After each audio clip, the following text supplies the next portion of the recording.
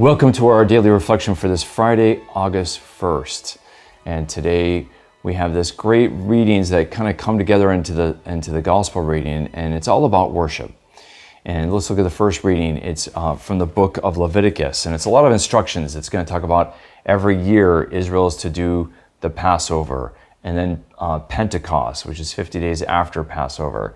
And then in the fall, the feast of in the seventh month, the Feast of Booths, or also known as Tabernacles, which follows the Day of Atonement.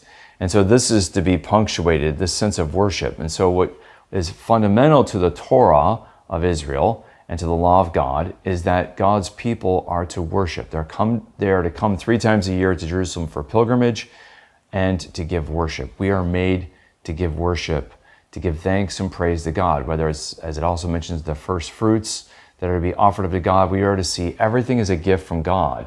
And then once we see everything as gift, in gratitude, we give back to God our praise and thanks and worship. And that's what worship is all about, giving back to the God who's given us all things.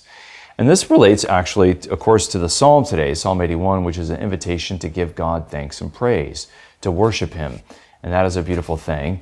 And then the gospel today, Jesus goes to Nazareth. And what we find is a rejection of Jesus.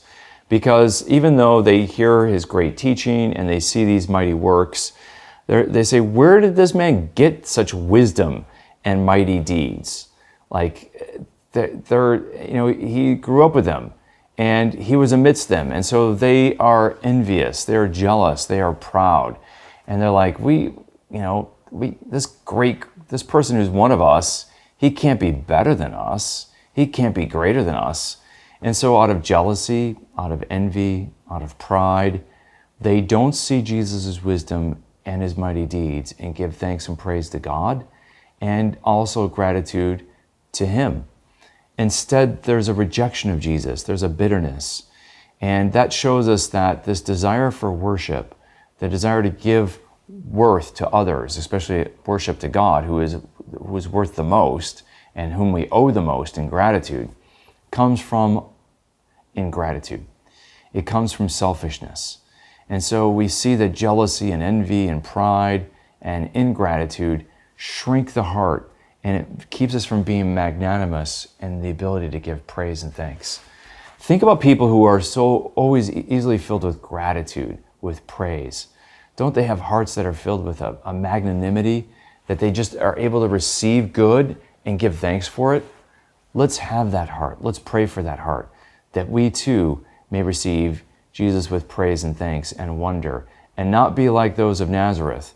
Let us not take for granted Jesus in our midst as Catholics, but let's be filled with wonder that He is present in the tabernacle, that He is present in the Mass, and that He gives Himself in the Eucharist. Let us be filled with wonder, awe, and amazement, and to give praise and thanks to God for all the gifts He gives us in our life. May the Lord bless and keep you.